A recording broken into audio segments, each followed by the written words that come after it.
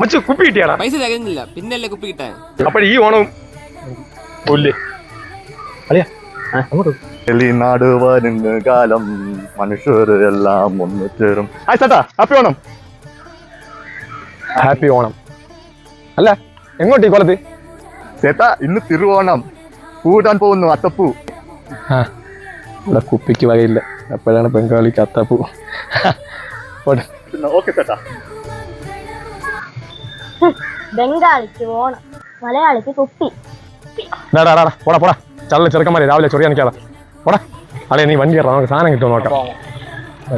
വണ്ടി പെട്ടെന്ന് പോകാം, പെട്ടെന്ന്.